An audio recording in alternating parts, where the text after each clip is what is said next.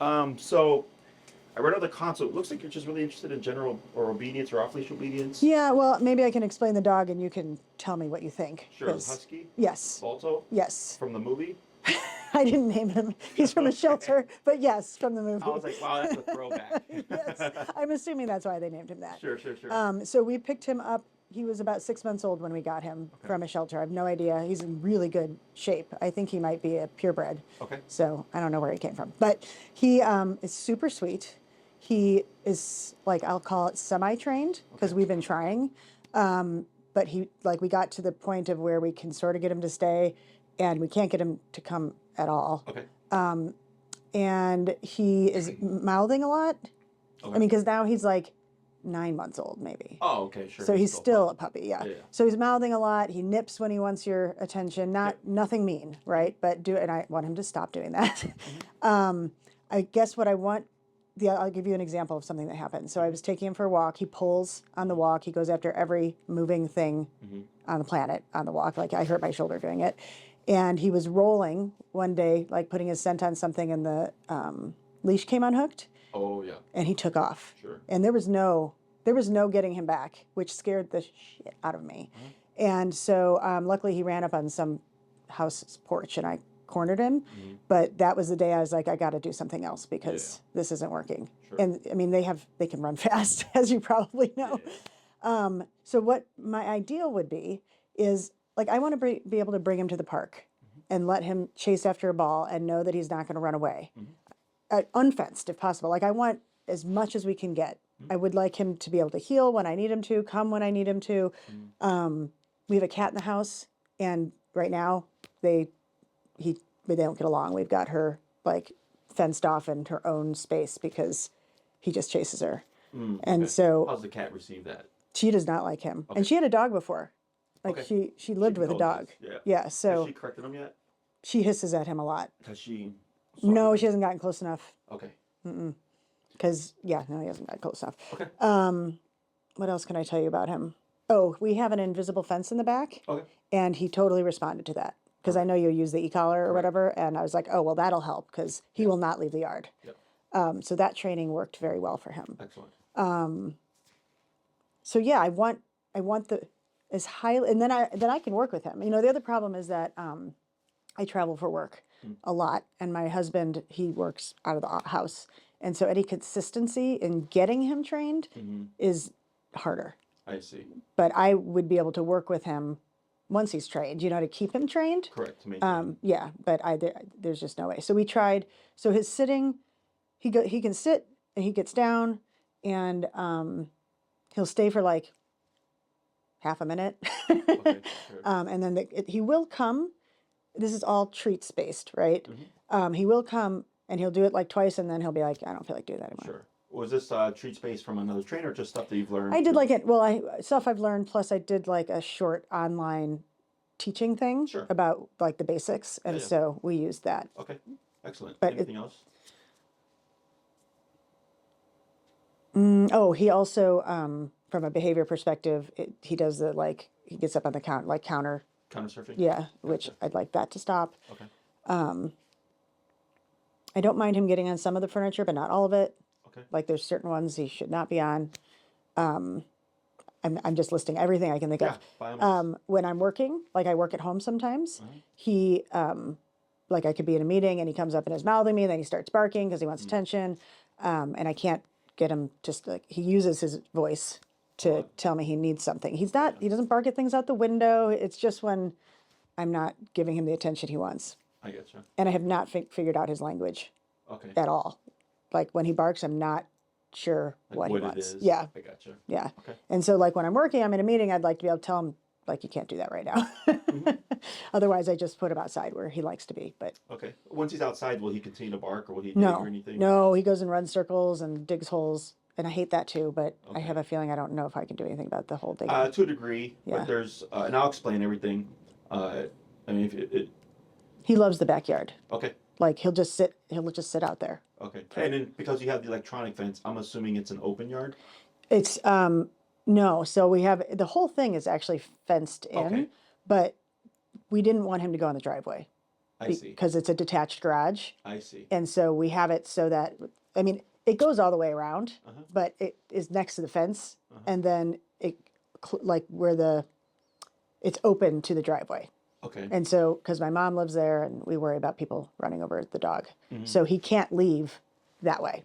I get you. And then they did a full circuit. So if he actually got out of there, he'd hit another one at where the fence is open at the end.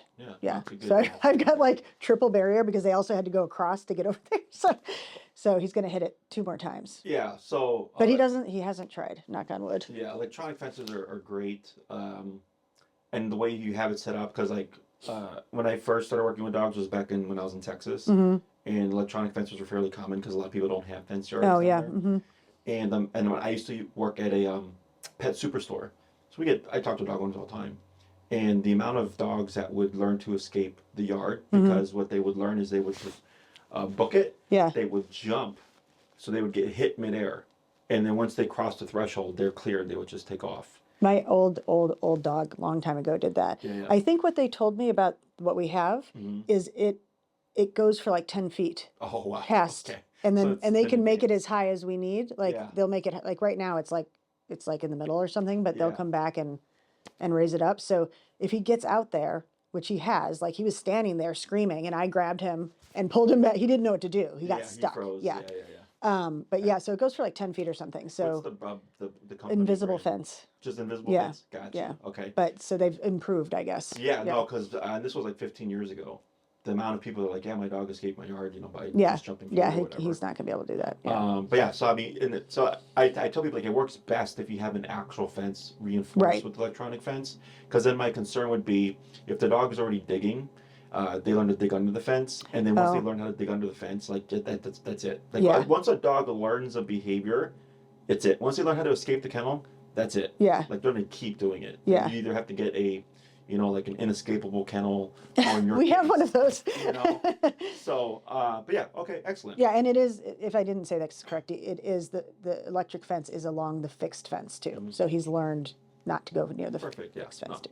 I think your yard then is perfectly secure. Okay. Because that's my only concern. The only other thing that usually comes up is that typically the dog owners will fit the electronic fence a little bit too loose. So then the dog on doesn't the feel the full here, power. yeah. Correct. They don't feel the full power. I feel guilty when I put it on because I feel like it's really tight. Yeah. No, it's because the guy told us to put it right behind his ears, and it's really tight. He doesn't seem to care, but that's exactly how we fit e-collars. Okay. Which He'll are be the used same to that. technology than the electronic fence. The only difference is ours have way more variance in terms of stimulation than an electronic fence because the intention is to prevent the dog from running away. Right. Because they can get hit by a car, they can run away and never return. yeah, when he got out, he was running in the streets. I mean, luckily people saw me being a crazy person and slowed down. So the electronic fences are meant to be harsh because it's meant to deter that from happening. Yeah. Whereas with dog training or obedience, it's not like sit, oh, you didn't do it, I'm going to hit you hard like an electronic fence. Like it's much more subtle, refined. Yeah, subtle, yeah. Correct. Yeah. Well, at least we know he doesn't like it. Yeah. Well, nobody likes unpleasant, Yeah. experiences, and that's how that stuff works. Anything else about Balto? I don't think so. I love him.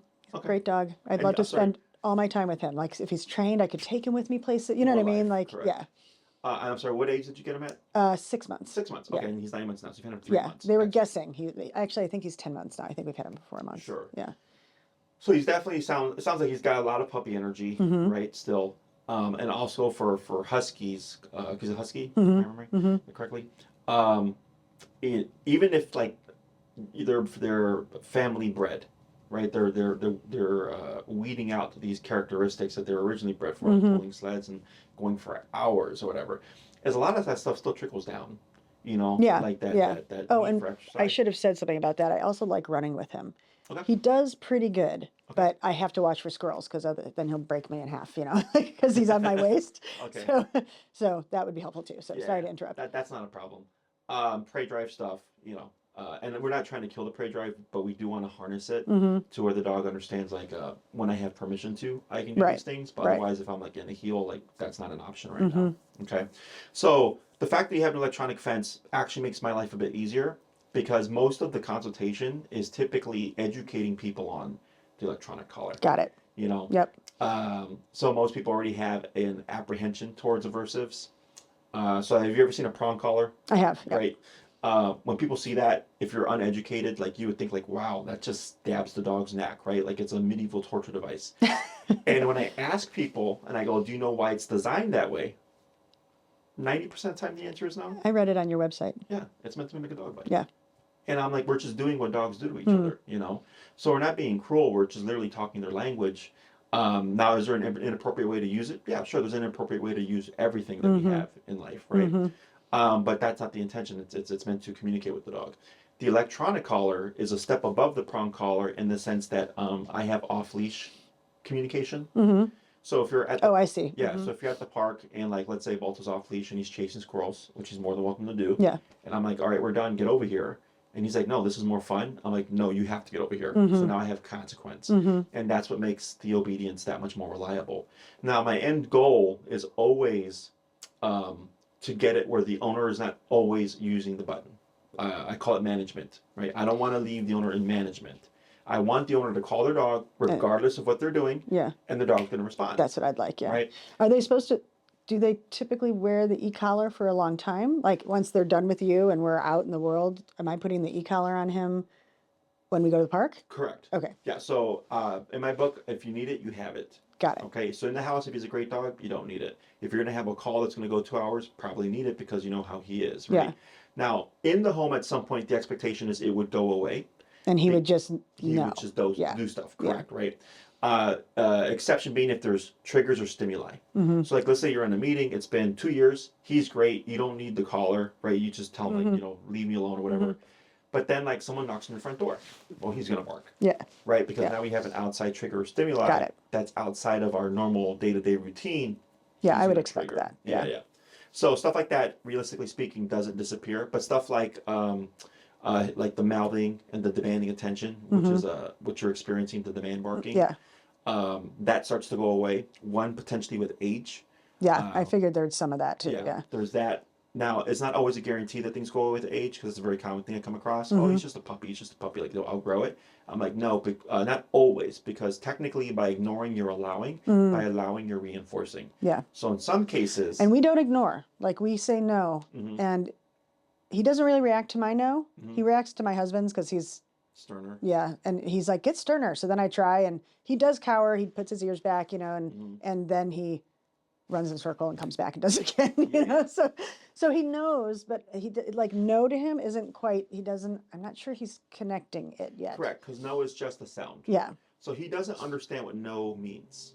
He just hears the sound. Yeah. And he feels your energy. Yeah. Right? No.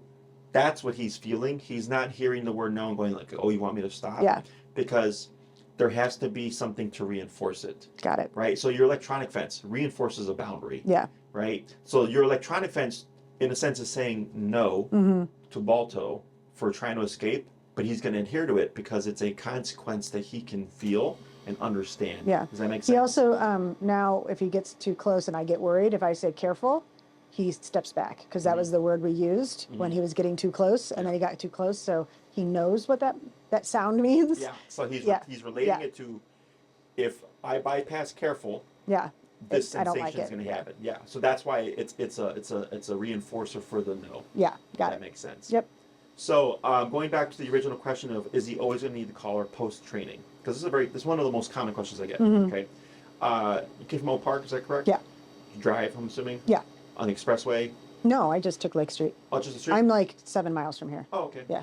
I used to be up in Logan Square, so my brain map is I'm still super like, close. but you've been on the expressway. Yeah, sure. Okay. Yeah. Do you go the speed limit? No. No. You see a cop car. Wait, what happens? I'm being filmed. You're fine. You see a cop car. What happens? I slow down. You slow down. Yeah. You pass the cop car. It's safe. It's clear. What happens? I probably speed up. You speed up. So I like to refer to the e-collar as a cop on the collar. When it's present, your dog's going to behave better, right? When it's not present, he may push boundaries if there's stimuli. Question about that: does the e-collar, like, let's say I never press a button, but he has it on? Is that just having it on reinforce? Just like having the cop on the Yeah. expressway. So like I might not have to press the button because yeah. he just thinks it might happen, kind Correct. of thing. Okay. So earlier when I said I don't want to leave clients in management. Yeah. Management is I'm always having to do something with the collar with the dog. Yeah. Right? Yeah. What I want is it's present. He knows, and he responds to all your cues, right? But in case something happens, or in case one day he decides, but this is the first time I've ever seen a deer and I really want to chase it, you have the ability to reinforce, because that does happen. Yeah, sure. Well, and he's stubborn. And Huskies are notorious for being a little bit stubborn. Yeah. I've not ever had a Husky that I've not been able to train. I've not had a dog that I've not been able to train. I was going to ask you about that. Yes, because that's, I get it a lot. Other methods fall short because with positive reinforcement, for example, if the dog goes, well, I don't want that. I don't care for it, right? This is more rewarding, or I just don't care for it, period. I don't think that he cares. Like my other dogs, when I did positive reinforcement, like totally took to it. And he's like, now I'm bored with that. Yeah. So he doesn't really have food motivation. Yeah. It happens. With remote collar, it doesn't matter. You know, like if I can pair food, great. If I can't pair food, I go, it doesn't matter at the end of the day. Yeah. Like I'm going to train a dog regardless. Yeah.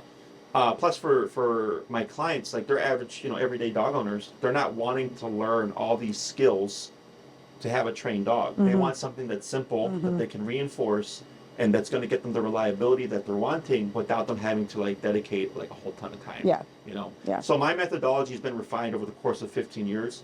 The real kind of turning point was COVID, because I used to travel to all my clients. And I used to do in-home dog training. But when COVID happened, nobody wanted people in their home. So I had to come up with like social distance dog training. So we started training out of Oz Park, which is in Lincoln Park. It's the busiest park in Chicago. I was verbally coaching from a distance all my clients, and they were getting their results in an outdoor, busy environment. And it would work so well that I just continued to do it. Exceptions being like daycare trains and board and trains, but my in-person training is always me just coaching the human 99% of the time. 1% of the time, I might have to come in and like help them a little bit, but I really try not to touch the dog or the leash or anything, because like let's say the dog is having difficulty, and I come in and I do it for the owner.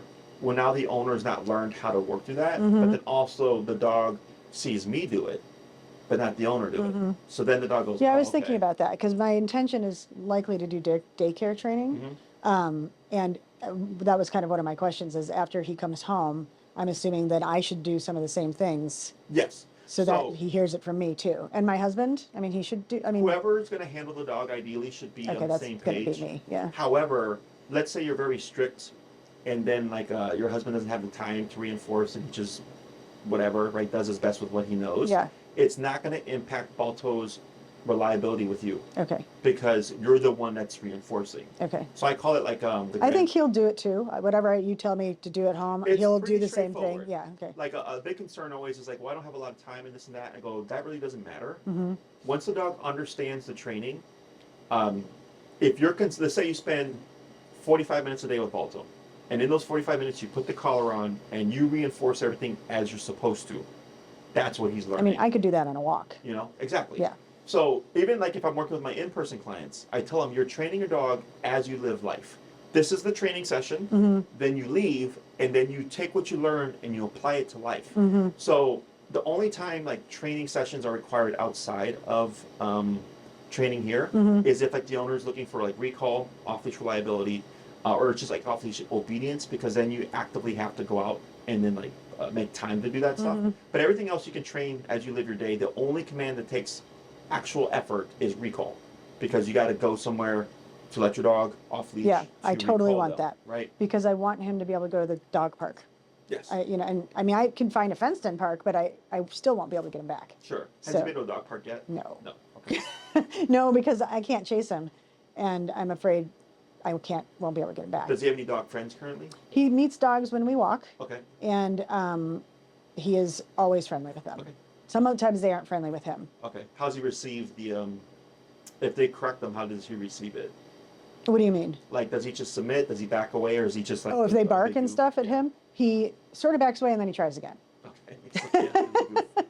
The only reason why I ask is because it just helps me understand the dog's personality better. It doesn't matter for the training or anything. I've trained every personality that there is under the sun at this point in my career. Nothing really surprises me. He seems smart. In my opinion, all dogs are smart. It's just a matter of do you know how to communicate with them in a way that they understand? You know? He also likes to cuddle. Oh, nice. That makes me happy. But does that make sense with the collar? Why you would need it, right? Yes. Yep. So what holds people back? None of that bothers me. Okay. I was just curious. Sure. Yeah. So our collars have 127 respective levels. Okay. So your electronic fence, do you know how many settings it has? I have no idea. Let's say, for example, I feel like it was like 1 to 10. Yeah, I was just going to say 10. Yeah. So let's say 10 is the max. Your 10 and my 127 are the same. Oh, I see. Okay. But I have 117 more divisions. Yeah. So it's because more I think he's refined. at 3 right now. Okay. Yeah. So, because people usually assume 117 more, and I go, no. Yeah, yeah. It's the same. Yeah. But I have much more nuance and variance. Yeah. Because the electronic fence is just meant to stop a behavior. That's why they don't want to make it complicated. They want it pretty straightforward. Okay.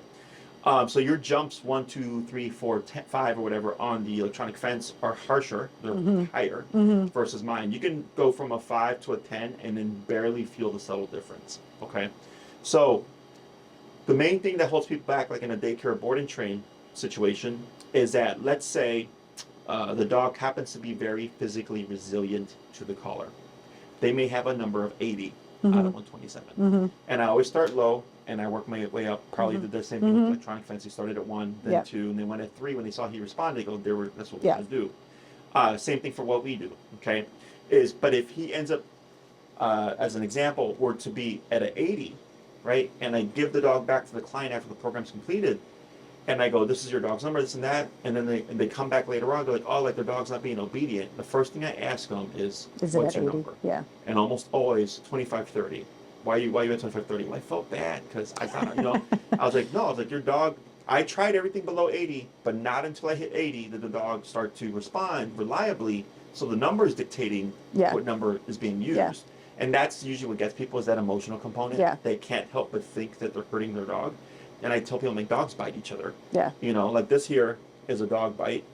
This is 10 stitches from a Great Dane, which usually surprises people because they're like, Great Danes are like the gentle giant. I'm like, any dog with a mouth and teeth can bite. Right. Okay. And this dog wasn't aggressive. He just freaked out when I tried to load him in a kennel because he had never been in the kennel before, so he panicked. The only way he knew to stop me was to look up, and then my hand was right there. And then he came back later. I trained him. He did a 4-week board and train.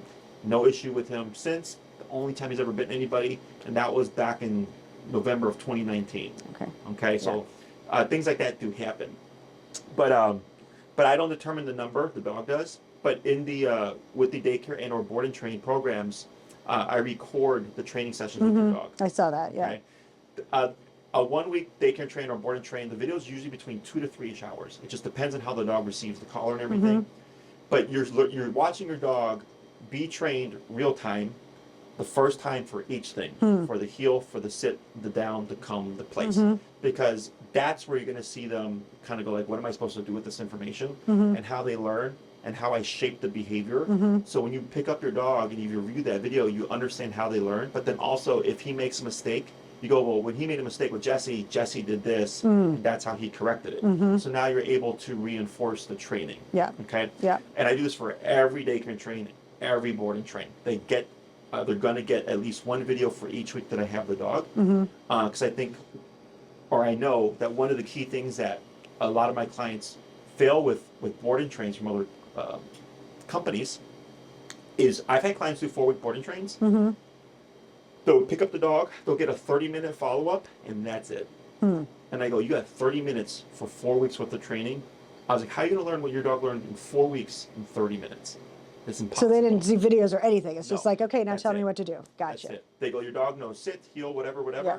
Here's your collar. Here's a few exercises. Yeah. Thank you. And then almost always the client's like, I don't know what to do with this, right? Because you just don't understand. So I have to do my homework. And then I have to come and retrain the dog. Yeah. Okay. But that's why I do the videos. So you do get follow-ups. The longer we have the dog, the more follow-ups you get. But then you also get at least one video for each week that I have the dog. Okay. For a daycare and train, 1 week is 5 days, whereas a board and train, 1 week would be 7 days. Okay. Okay, because a board and train is an overnight thing. Yeah. So if you did a 10-day daycare and train, that's for me considered 2 weeks. So you'd get 2 videos. Yeah. If that makes sense. Yeah. Okay. Makes sense. Yeah. So I always tell my clients, if you're doing a daycare board and train, always watch the video first, implement things, and at some point you're going to hit a plateau, or you're going to hit a moment where you're like, I can't bridge the gap here. Okay. And then you book a follow-up.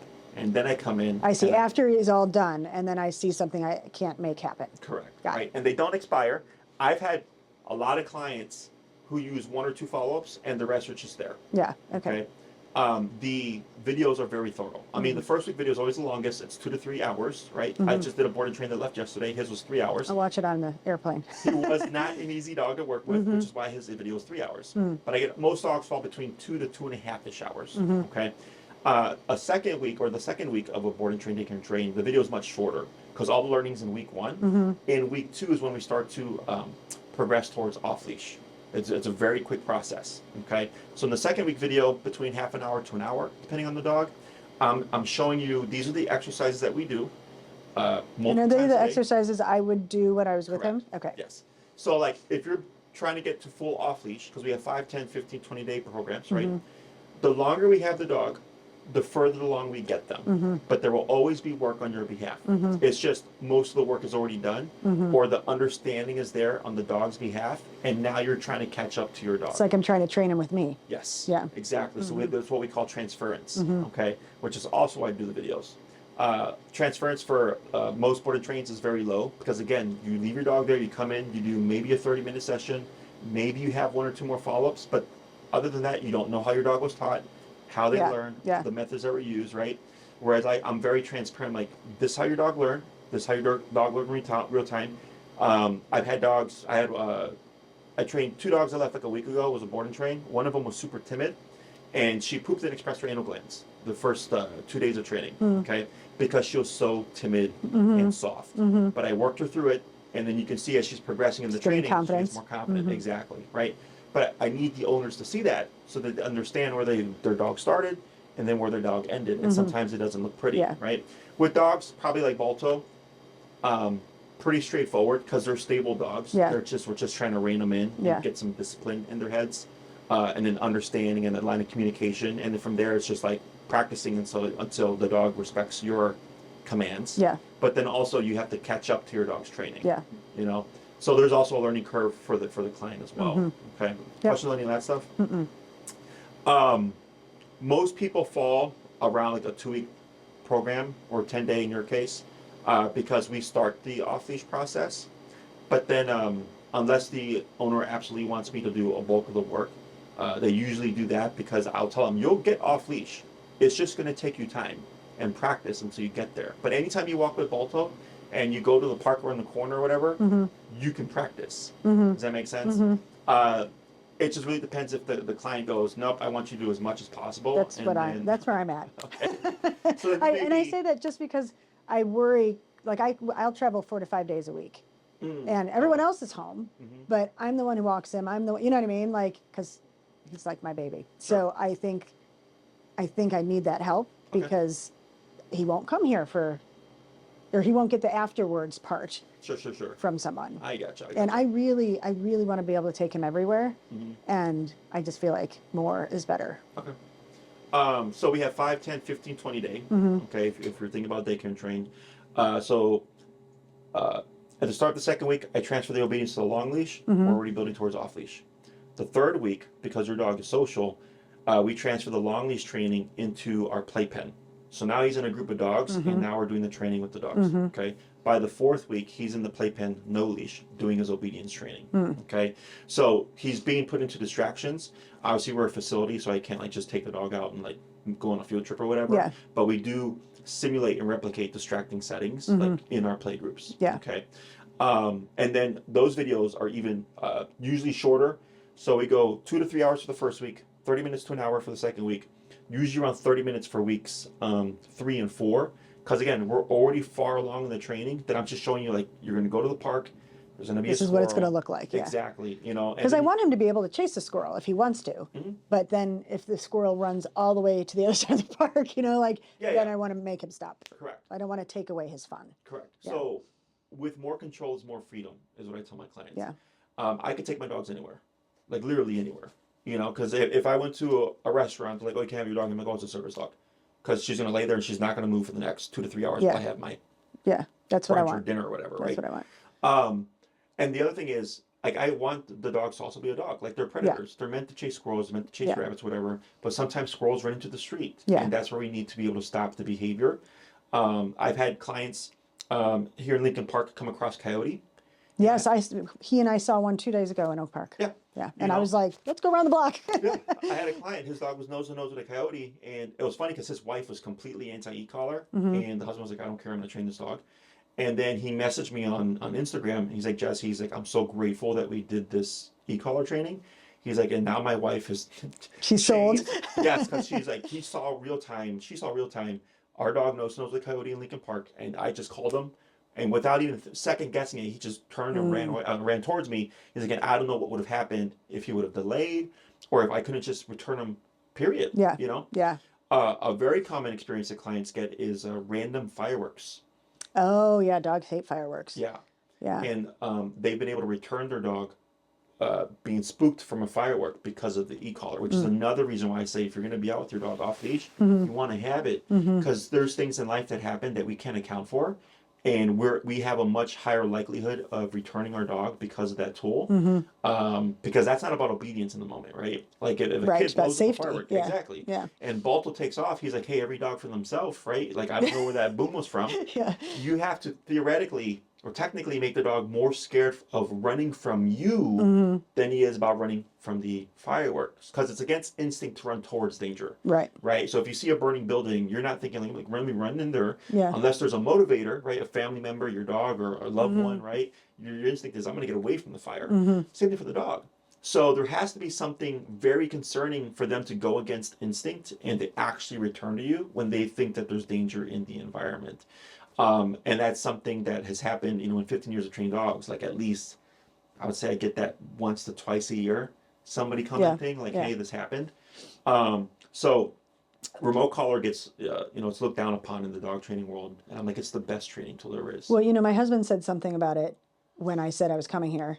And I said, no, I did research. And it's like the thing that physiatrists use. And my older son gave my husband this thing to put around his neck, and it was supposed to give stimulation. I'm like, it's the same thing. Yes, it is. He's like, oh. Yeah. I'm like, you put it on your neck. Yes. I didn't like it. I won't use it. Where the consultation form is on my website, like underneath it, I have the video where I compare them side by side. The only difference is for the human version, because it's meant to continuously stimulate the muscle so they can break up scar tissue or ease muscle pain or what have you, whereas ours is a sensation. After the contraction happens, it disappears, and you'd have to press it again. Now, there is a continuous function, which we use 0.01% of the time. That's like what I call my emergency button. That's the button that a client would use in case their dog is... It's a fireworks. Exactly. Almost always when clients come back to me with a story like that, they'll tell me I was at 127 continuous, and then my dog 180. I go, yes. I was like, because it sucks. Yeah, yeah. It sucks. It gets the 10 on your electronic fence, Yeah. But, I mean, it makes sense. It's either that or you risk your dog getting hit by a car, running away, not coming back. Lots of stuff out there. Yeah. So, questions about any of that? No. How many handlers would there be within the home? There's you, your husband. I have I have 3 kids. One's in college. Okay. So the 2 kids, they don't do much. They let him out when they get home, that kind of thing, but they don't walk him or. Okay. Is it just because it's like, oh, it's a dog, or is it because like, oh, we can't control him, so we don't want him to? No, it's not that. Okay. It's just they want to go hang out with their friends or whatever. Sure. But they might want to, once he's better trained, they might think that's more fun to take him to the dog park. So I could see that. Yeah, because that happens a lot. I mean, because I specialize in aggression and reactivity. I get clients who, they get anxiety trying to hop in the elevator because they're like, I don't know if there's going to be a dog there, I had a client, she lived in Lincoln Park, and she used to walk 20-something flights at like 2 o'clock in the morning too, because she's like, Jesse, like, I can't take the elevator because my dog is so reactive. Oh, I see. Yeah, so, okay, that's another thing Balto does when we go for a walk. If there's someone coming the other way, I'll walk into the yard, the front yard or whatever, and just walk with him there, because I know people are afraid of dogs, But he'll always stand up on his 2 legs and try to get to them, because he doesn't bark, he's not being mean, he wants them to pet him, but he does react every time there's a person. Yeah, so technically it's considered reactivity because he's reacting to something. It's just not what people typically think. Like, you think when I hear if somebody says my dog's reactive, I think lunging and barking. Yeah, no, right?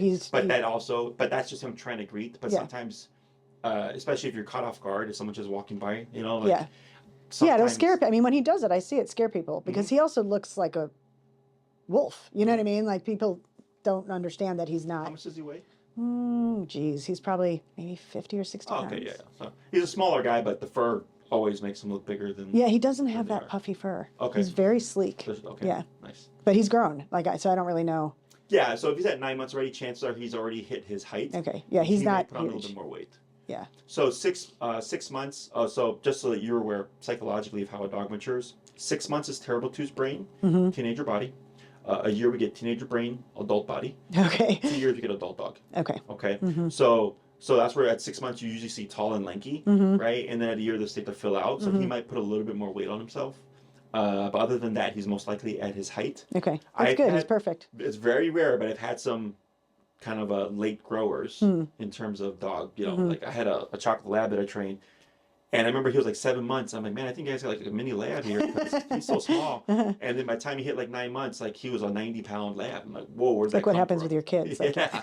So that can happen with dogs too, but chances are he's at his height. He's just going to fill out. Yeah. Okay. But also I say that to you because sometimes you'll see behavioral shifts with these psychological kind of like the dog growing up and maturing. Usually at a year, you also start to see territorial behavior. Okay, because the dogs started coming to their own. So if it doesn't happen earlier, usually happens around a year. If you don't see it and the dog's already 2 years old, chances are it's not going to come up. Territorial also doesn't mean like bad and aggressive. Territorial is just like, oh, someone's knocking on the door, I'm going to bark and see who it is. And then you open the door and they see it's a person and he's like, hey, I love people, welcome to our home, right? Yeah. So it doesn't always mean negative. It just means that now the dog starts caring about like, who's coming and going within the home. Yeah. Okay? Question on any of that stuff. Let me think here. So we covered the e-collar, we covered having it when you need it. I think we covered like the technology. So yeah, the fact that you've done your research, it really clears up a lot of the questions that I have to explain to people. Well, it was, it's hard to find the right place because a friend of mine said that she paid $3,000 and it didn't do anything. Yeah. And that's not what I want. Well, I'm ready to work at this to make sure we get our benefit. 10 grand in. Yeah. And then they're like, Jesse, I'm 10 grand in, and they come in very. You mean elsewhere? Yeah. Yeah. Like elsewhere. No. I was like, don't say that. I get it done. If you put in the effort to follow through and everything, I get it done. Okay. Okay. Yeah. So the drawback, I guess, that's another thing. So there's pros and cons, okay, to all training programs. In person, pro is you learn a lot more because it's you doing the work. I'm teaching you. You go off, rinse, repeat. You come back, right? Which I could do, but it wouldn't be consistent. And don't you want to have it sort of like it would be once a week? You know what I mean? That's what we do. Oh, okay. It's once a week. Yeah. Well, an hour a week is plenty. So if we did it in person, it's once a week for an hour, right? You come in with your dog. I teach you from the ground up, and then I go, here's your homework, rinse and repeat. Okay. Now, ideally, we have. Like for the walk for the heel, ideally we want to do 3 20-minute sessions a day if we can. But if you only do 2, you're still going to get there. Yeah, see, that's not going to happen. So but the con is it takes a lot longer. Yeah. So I'm teaching you to train Balto. Right. With a board and train, daycare and train, the pro is I get a lot done in a shorter amount of time. The con is the dog's trained with us, and now we need to transfer that training over to you. Okay. But that's why we have the videos. That's why we have the follow-ups. Okay. So the video ideally gets the point across, and then usually it's recall that people struggle with connecting the dots that they'll do a follow-up on, or it'll be something that the board and train couldn't cover in-house, right? So if the dog is territorial, for example, oh, Jesse, the dog barks at guests coming in the home. I can't really recreate that here, okay? Then they'll do a follow-up, and then I'll use the follow-up to teach them this is what you do when your dog becomes territorial over the home. Got it. Okay. So the follow-up doesn't have to always be what was covered in the board and train. A lot of times it's covering stuff that wasn't covered in the board and train, which makes it better for the client because like, all right, great. Like I got the obedience down, but now I just have these things that I need to tighten up on with my dog, like reactivity, territorial behavior, things like that. But I have my in-persons to help kind of bridge that gap there. Okay. What about counter surfing? So counter surfing is a behavior. Yeah. So could we try to replicate it? Sure. I mean, I could do something at home if you just tell me what to do. It's super simple. Yeah. And that's exactly what I would do. Yeah, okay. Is correcting behavior. So we're going. And the mouthing, those two things. So the mouthing may go away on its own. Okay. So the mouthing is frustration-based behavior. Okay. So dogs are very, they use their mouth for everything. They bark, they lick, they pant, they chew. He pants a lot. They mouth, right? They even like bite and pull at stuff, right? Yeah. They're very mouth-based creatures. For a dog at his age, if it's not just puppy behavior, it's most likely frustration. He seems like he wants to play when he does that. Like he's got energy and he's like, come on, stop ignoring me. So it might be attention seeking. Like that's what he would do with another dog. Yeah. If you go to the dog park and he wants to instigate play, like that's what he would do. Yeah. Now, whether or not the dog reciprocates is a different thing, Yeah. right? Just kind of like with you, right? Whether or not you reciprocate is a different thing. But a lot of times the discipline behind the training resolves I see. Okay. the issue, correct? Because now the dog is getting direction and consequence. It helps calm them down. Yeah. Okay. Yeah. When you don't have discipline, you have an erratic mind. Yeah. And then it's constantly needing something to do. Yeah. So, a lot of times people will mistake a ton of energy, right? They'll think it's a ton of energy, and they go, no, the dog just has no boundaries. Yeah. The dog yeah. doesn't have any formal consequence. Yeah. And all of a sudden we started putting formal consequence, like, oh, my dog's so much calmer now. And I don't do more exercise with them. I'm like, right, because you've done discipline. Right. You know, so the discipline will resolve a lot of things. Whatever it doesn't resolve, you would let me know, and then I go, this is how we go about addressing these things. Okay. Okay. So growing up, I was raised old school. I was spanked. So if I talk back, which only ever happened once in my life, if I didn't do my chores, if I got, my mom helped me to a straight A standard. If I got a B, I was spanked for everything, right? So dogs are similar. So a dog would bite or correct Balto if he tried to jump on them, if he tried to mount them, if he was playing too rough. They use bite, bite, bite as a consequence for all the things that they disagree with. Right. So it's similar. Right. You know, if you think of your e-collar as a bite on a button, right? It's just bite, bite, bite for all these things I don't want him to do. Yeah. Okay. Yeah. Now there's an alternate means of correction that I give as well. I send you an email with the video links and everything, because sometimes you're not always going to have the e-collar on. So this way you need to have a means of correction. A sound too. So you can do sound. I don't do sound. Oh, okay. Okay. The reason is, let's say Balto jumps on the counter, and you go, no, off. Yeah. Okay. And let's say you correct them. That's usually what I say. Yes. He only gets up on two hands. He doesn't get all the way up. Yes. So that's good. Now, do you ever want Balto on the counter? No. No. So you want him to stop it forever. Yes. But he's going, oh, you told me no, off.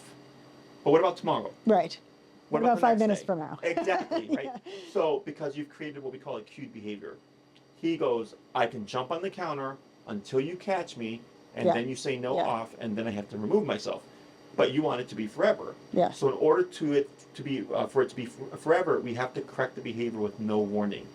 So then he goes, oh, Oh, the I see. act of putting my paws up will get Make me that thing corrected. happen. Yeah. Yes. So it's kind of like a red light camera. Yeah. So Once you run that I don't red say a light- word. I just press the button. Correct. Gotcha. Or you correct them with whatever other consequence that we're doing. Yeah. But I call it, it's like the red light camera. Yeah. Once you've passed the red light, Yeah. that you're getting Yeah. a ticket. Okay. That makes Right? sense. Mm-hmm. Because it's meant to deter the behavior. So same thing here. Now obedience is different because sit, boom, come, boom, right? We can't expect them to just assume when we want them to be Right. under control. Right. That's We why have to tell them that. Exactly. Yeah. Okay. But when it comes to behavior, most of the time, I see. there's no cue. Now, it's That funny makes because total sense. Yeah. by not using a cue, you technically make a cue more meaningful. Oh, for the obedience part. Well, for the behavior. So let's say I'm always correcting Balto, right? For all the behaviors I don't Yeah. want. Saying no all the time. Yeah. And then one day he does, and I go, no.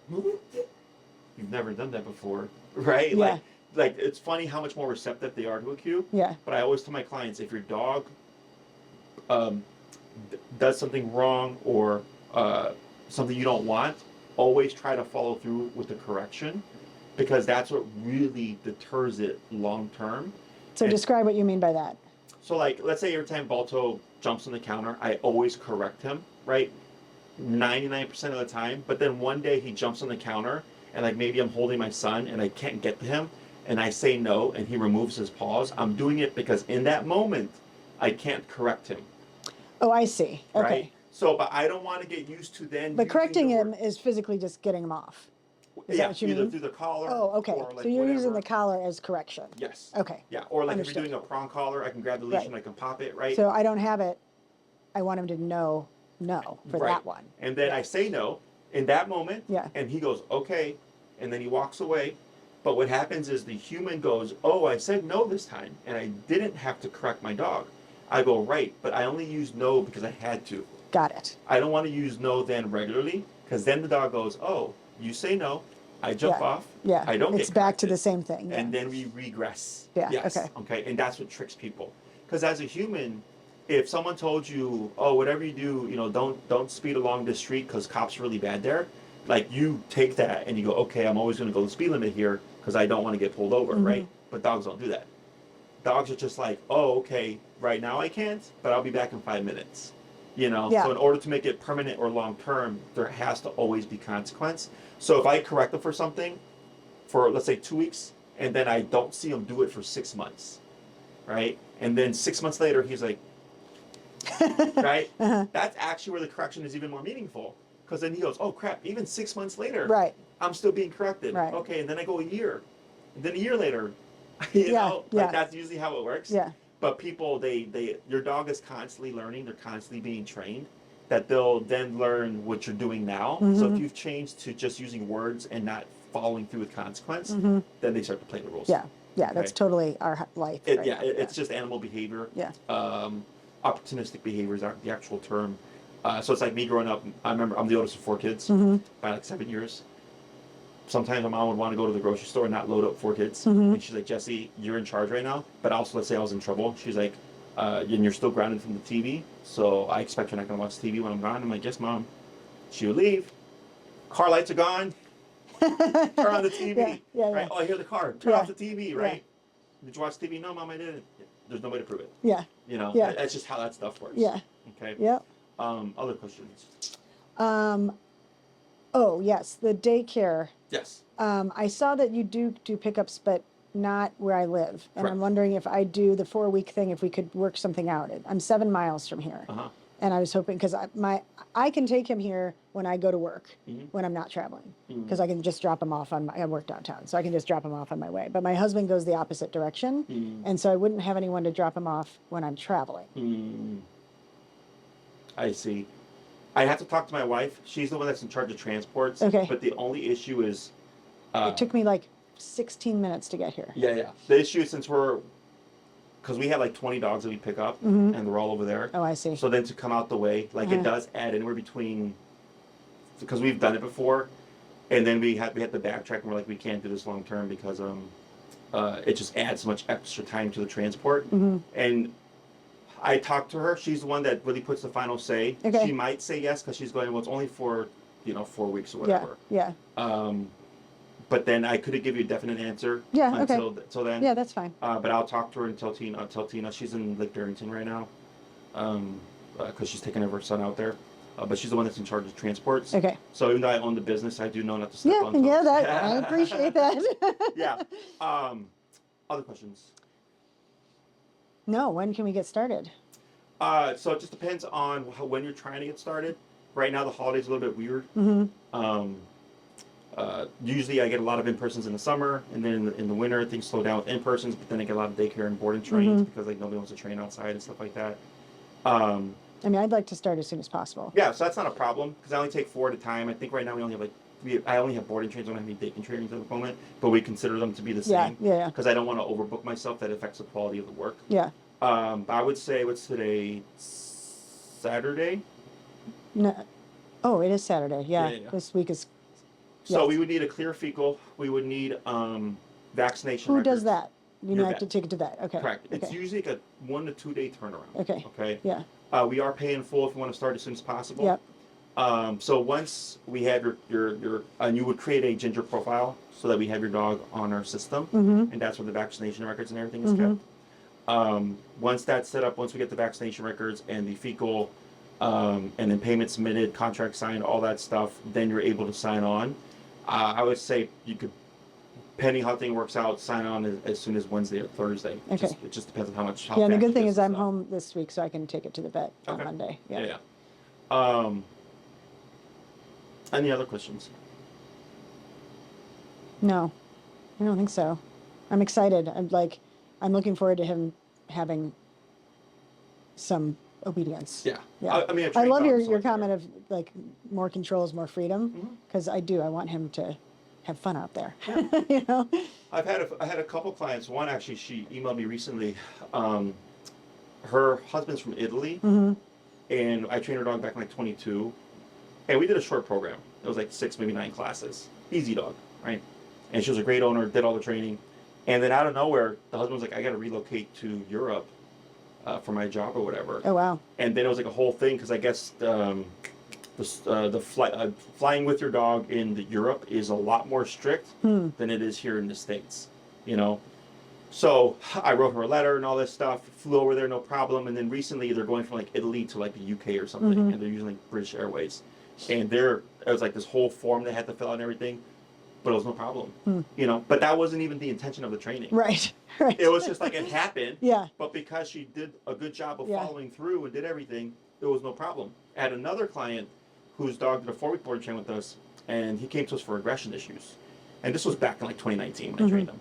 And then this summer, he emailed me out of nowhere. He's like, "Hey, Jesse, I have to fly with my dog to Miami. Like, I have to take him. What's going to happen?" I'm like, "Your dog's going to be fine." You know, I was like, "The dog's been coming here for 5 years. I know the dog on the back of my hand. I don't think you're going to have a problem, but make sure that you're reinforcing all your training." And he sends me a picture with him and the son and the dog on the airplane. He's like, "No problem." That's great. Yeah. That's great. But that's why you have to follow through.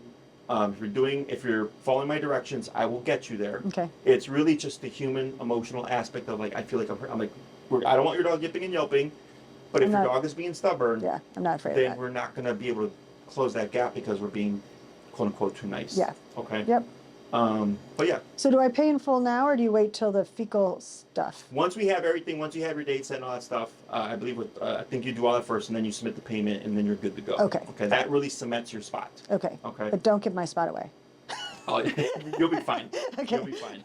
Unless, because I had a guy, he had a Mastiff, 180 pounds, and he tried to get in with a board and train. So I saw him like on Wednesday. Thursday, I need my dog in for a board and train by Friday, right? But then disappeared. And then he came back, and we're reaching out like, "Hey, we're trying to help you, like trying to get you in, and I hate last minute stuff because of this." And then he just goes to us, right? He's like, "Oh, we're gonna do it next Friday." And literally between one Friday to the next, I had 4 board and train signed up. Oh yeah, no, I'm gonna get it done. And I was like, tell him that I'm booked for the next 3 to 4 weeks now because I don't want to wait 4 more weeks. Yeah, So no, you'll be fine. So if you want to expedite the process, when you leave, you can email Tina and say, "Hey Tina, this is what I want, and I want to get in as soon as possible." And she's already gonna get the ball rolling. Okay. And she'll send you the info for the ginger profile thing to create the ginger. Because I guess what I'm trying to figure out is I want him to come every day. Like I don't want to, because I talked to somebody on the phone and they said that typically you want them to come 3 days in a row and then you can do the daycare whenever. But I'm assuming the more it's together, the better, It's right? up to you. So the way that I train, okay? I mean, because if it doesn't matter and I travel for 4 days, I can just bring him Friday and Saturday. You know what I mean? Like Yes. So with the way that I train, it doesn't have to be day after day after day. Okay. Okay. So for the first week, I film everything days 1, 2, and 3. So that's why ideally we want those in a row. Yeah. So I can get the video done, and then I send it to you as soon as it's edited and completed. Okay. So then if you came a week later for days 4 and 5, like you've already started your process, like you already started the stuff at home.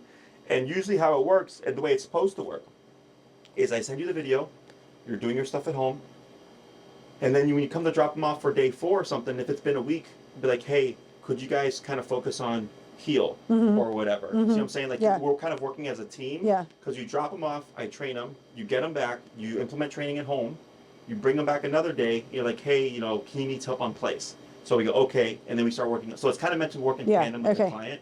But honestly, it doesn't matter. This happens a lot where clients are like, "Oh, I need it like this." I'm like, honestly, you don't. Okay. The only thing that matters is Sorry, go ahead. days 1, 2, and 3, ideally consecutive. Yeah. Then days 6 and 7 are the next video. 11 and 12 would be the next video, and then 16, 17 are the last video. Okay. Those are the only days that the faster I get them, you get them in, the faster I'm able to get the video back. Got it. Okay. Okay. Well, maybe we'll be able to figure it out. What if there's like 2 weeks between? Doesn't matter. As long as I'm doing Doesn't matter. this. Okay. Okay. Yeah. Yeah. Well, then we might be able to figure that out. Yeah. That makes me feel better because I'm not gone 4 days every week. You know, I mean, it's Sure. That's why earlier when I mentioned that, like, ideally you want to do like 3 20-minute walks a day, but if you can only do 2, like, it doesn't matter. You're still going to get there. Yeah, we do 2 30-minute walks a day. Perfect. Yeah. Yeah. It's just that he would learn slower because it's less training sessions. Right. Right. So the more right, it's going to take stuff, longer to get to where we want to get. That's the only thing that it changes. Even a little will help me. Yes. You know, And so- consistency. Yeah. Consistency is key. Right. So I get dogs that we see like 2 times a year for boarding, and they come here and they behave no problem because every time they're here, the rules are always the same. So even if I don't see them for a half a year, they come back. They're like, I know what it's going to be like because it's always consistent. Yeah. And that's actually the most important part of the training. So I'll ask her if she'd be willing to pick up every once in a while, because I'd like it as close together as possible, because I'd like it the faster, is better for me. Yeah. So I'll just ask her if it would be possible to do it sometimes, because it's not going to be all the time. Do you know what I mean? Sure. And we'll see if. Wait, that's Tina, right? The driver. For the drop off. Yeah. Yeah. So Tina's my assistant. Oh, okay. I thought that was your wife. No, okay. no, that's my mom. Oh, okay. So Tina's my mom. Got it. Yeah, That's great. My wife is Elizabeth. Okay. All right. So you're going to ask Elizabeth. I'll email Tina and say I want to get started right away. Yes. Okay. And then I'll talk to Elizabeth, see what she says. But when it comes to like drop off, ideally we want to know 24 hours in advance at least. I'll know a week in advance. Okay, perfect. Yeah. So I'll let Elizabeth know that detail. Yeah. Because then that helps her make a decision. Because then she's like, well, then we can work. Like I can we could a week in advance plan the next week. Do you know what I mean? Because my travel at that point is set and I know what I'm doing. Sure. Yeah. And chances are, so Tina does my personal calendar. She may handle the booking for like the daycare and train stuff, because those dates you have to book. But then she may push you towards Maria, who works at my facility, and she handles the facility calendar. Okay. So Tina's my personal calendar, my consults, my in-persons, all that stuff. And then Maria handles board and trains, daycare and trains. Okay. So if you get bounced to another person, that's why. Don't be surprised. Yes. Different that would responsibilities. Be why. Yeah. But then, like, let's say you're like, hey, I want to book a follow-up. That would be back to Tina. Got it. Because that's your personal calendar. Yes. Yeah. And then you'd also have my email. So any questions, you can always email me questions. But then I have clients that'll forget and they're like, Jesse, can I see you tomorrow? And I'm like, forwarding this to Tina. Yes. You know. Talk to my mom. Yes. Talk to my mom. Exactly. And then Maria's my aunt, by the way. Oh, that's so cool. Yeah. I love that. So, and then Elizabeth's my wife, of course, and my brother works here as well. That's awesome. So, small family business. Yeah. Good. Well, I'm glad to support. Thank you. We appreciate it. Yeah. Any other questions? I'm excited. So it's pretty much it. Only thing, again, it's just a fecal. Yep. If your dog's already updated on vaccinations, no issue there. Yep. And then once we have that stuff and the contracts and everything, then you'll be set to go. Okay. Okay. All right. Awesome, Abby. It was a pleasure talking Yes, to you. thank you very much. And I'm assuming the email on your website is the one that goes to Tina, or? So Tina's is tina@canonperspective.com, Okay. and then info. I think she emailed me the invite, right? Yes. Okay. And then info@canonperspective.com is our general email that gets answered here at the facility by Maria, Elizabeth, or sometimes myself. Well, yes, thank you. And then I, of course, have my own email too that you'll get once you're on board.